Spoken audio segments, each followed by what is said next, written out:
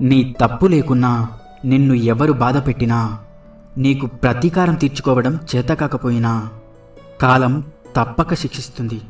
వస్తే రాని ఎంత పెద్ద కష్టం వచ్చినా చావు కంటే చిన్నదే కదా.